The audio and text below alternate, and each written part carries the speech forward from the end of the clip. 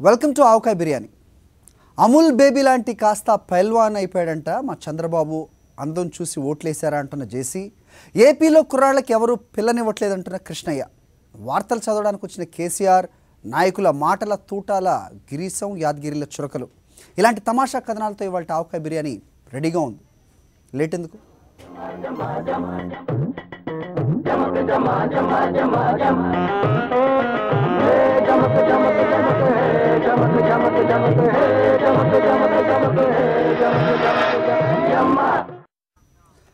అనుకున్నది ఒకటి, అయింది ఒకటి. బీహార్ ఎన్నికల ఫలితాలు చూసి బీజేపీకి కళ్ళు బయర్లు గమ్మాయి. అమిత్ షా పాచిక పారలేదు. అసలు అన్ని సీట్లు వస్తాయని లాలు, నితీష్లు కూడా అనుకోలేదు. కృష్ణారామ అనుకుంటూ ఇంట్లో కాలక్షేపం చేస్తాడనుకున్న లాలు మళ్ళీ కింగ్ మేకర్ అయిపోయాడు. నాయనా గా బీహార్లో ఏమైందో చూసిరా? బీజేపీకి దిమ్మ తిరిగి మైండ్ బ్లాంక్ అయిపోయింది. మోడీ సార్ స్పీడ్కు బ్రేక్ పడ్డది. మేమే గెలుస్తామో అని బీజేపీ పార్టీ వాళ్ళు సంకలు గుద్దుకున్నారు. అరే కౌంటింగ్ సురువైందో లేదో అప్పుడే మేమే గెలుస్తున్నామని డప్పులు కొట్టుకుంటూ సంబరాలే వేసుకున్నారు.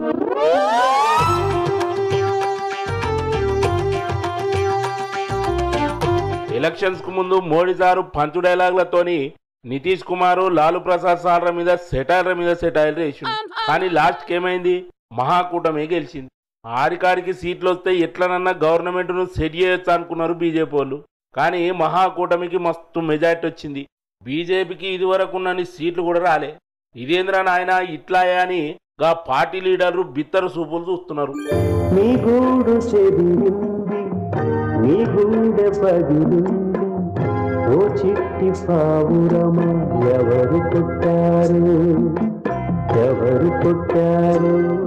ఇక ఈ ఎలక్షన్లలో హీరో ఎవరో ఎరికేనా? ఇంకెవరో లాలు ప్రసాద్ యాదవ్. 2014 లోక్సభ ఎలక్షన్లలో ఆర్జేడీ పార్టీకి 4 అంటే 4 ఎంపీ సీట్లు వచ్చినాయి. ఇక పెద్ద మనిషి సలవాడ్డాడు. ఈయన పని అయిపోయిందని అనుకున్నారు అందరూ.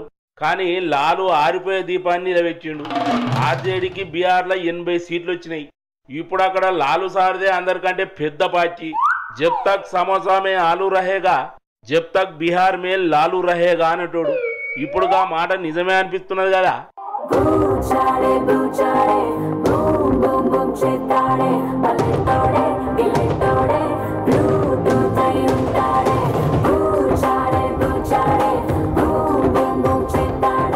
నవ్విన నాపసేనే వాడితో అంటారు చూడు, అగో గట్లనే అయింది. ఎవరని చెప్పినా నితీష్ కుమార్ని నమ్మిరు బీహార్ ఓటర్లు. 2 సార్లు గాసారే బీహార్ ముఖ్యమంత్రిగా చేసిండు. ముచ్చటగా 3వసారి గాసారే ముఖ్యమంత్రిగా ఉంటాడు. నితీష్ కుమార్ ను బదనాం చేసేందుకు బీజేపీ లీడర్లు మస్తు మాటలు అన్నారు, ఏందేందో మాట్లాడారు. కానీ గవన్నీ ఈయన కాడికే ఇన్నారు. లాస్ట్ కు నితీష్ కుమార్కే జైగొట్టిరు. గా లాలు ప్రసాద్ కు నితీష్ కుమార్ కు అస్సలు పడేది కాదు. కానీ ఈ ఎలక్షన్లలో బీజేపీని ఓడియాలని లాలుతోని దోస్తీ చేసిండు. కాంగ్రెస్ ను కూడా కలుపుకున్నారు.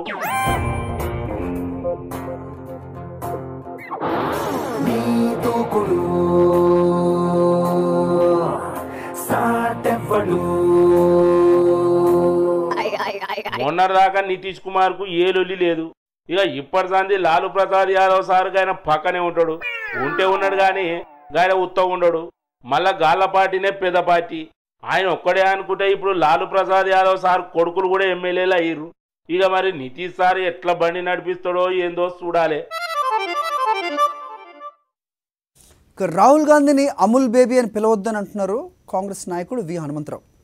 అమూల్ బేబీ లాంటి రాహుల్ గాంధీ పైల్వాన్ లాగా మారిపోయి పనిచేసి బీహార్లో బీజేపీని చిత్తు చేశాడని అంటున్నారు ఆయన. రోజుకు 3 సార్లు మాట్లాడే వెంకయ్య నాయుడు ఇప్పుడు ఏం మాట్లాడతారని ప్రశ్నిస్తున్నారు కూడా.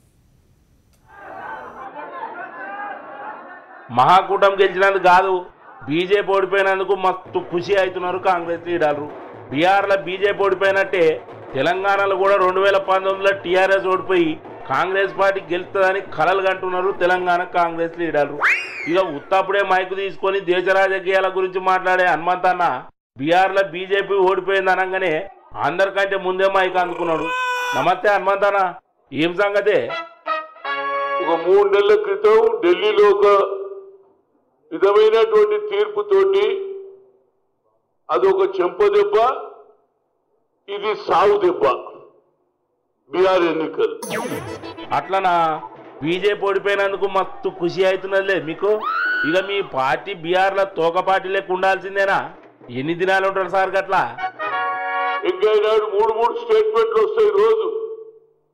ఏమిటి స్టేట్మెంట్లు? దేనికైనా ఆయననే కౌంటర్ ఇస్తాడు. ఇప్పుడు కౌంటర్లు ఇప్పుడన్నా అర్థం చేసుకో వెంకయ్యనాయుడు. ఇక నీ కౌంటర్లు నడవవురా బాబు. ఎందుకు నడవయి? కొన్ని రోజులు అయినాక మళ్ళా సురువు చేస్తారు కౌంటర్లు. సరే గాని రాహుల్ గాంధీని ఐరన్ లెగ్ కానీ అమూల్ బేబీ అని ఇక బీజేపీ లీడర్ ఎక్కిరించారు కదా, దాని గురించి ఏమంటావు హనుమంతన్నా? అమూల్ బేబీ ఈనాడు ఎన్నికల్లో తిరిగి అమూల్ బేబీ పెద్ద పైల్వాన్ పని చేసాడు, అది చెప్పగలుగుతాం. అమూల్ బేబీ అనొద్దు ఎవరిని. రాజకీయంగా మన కించపరిస్తే ప్రజలు కించపరుస్తారు రా బాబు. అన్ని అబ్జర్వ్ చేస్తున్నారు. ఇవాళ హనుమంతరావు ఇవాళ ఏం మాట్లాడుతున్నాడు, రేపేం మాట్లాడుతున్నాడు గమనిస్తున్నారు. అబ్బర నాయన, రాహుల్ గాంధీ సారు పైల్వాన్ పని చేసిందా? మరి ఇంకేది? ఇక సార్ను తీసుకొచ్చి మీ పార్టీలో పెద్ద కుర్చీ వేసి కూర్చోబెట్టుర్రి. ఇంకెన్ని రోజులు నానబెడతారే? రాహుల్ గాంధీ సమయం ఆసన్నమైంది. అమూల్ బేబీ అన్నావు కదా పోయి. నేను ఇప్పుడు మీ అందరికీ నా రిక్వెస్ట్, రాహుల్ గాంధీ సమయం వచ్చింది, ముందుకు రా. నువ్వే ఈనాడు పగ్గాలు చేపట్టి ఈ కాంగ్రెస్ పార్టీని ముందుకు నడిపిమని మేమందరం కోరుతున్నాం. అమూల్ బేబీ ఏం చేస్తాడో నరేంద్ర ఇప్పుడు అయితే బీహార్ ఎన్నికల్లో జరిగిపోయింది. రేపు ఆయన అధ్యక్షుడు అయినాక నరేంద్ర మోడీ పరిస్థితి ఏముంటుందో తెలుస్తుంది అనేది నా ఉద్దేశం. సార్ వస్తాడని ఎప్పటి నుంచో చెప్తున్నారు, కానీ సార్ ఇగరాడు అగరాడు. మరి వారం వర్జం చూసుకొని గాళ్ళని ఈలను అరుచుకొని మెల్లగా దిగుతాడేమో.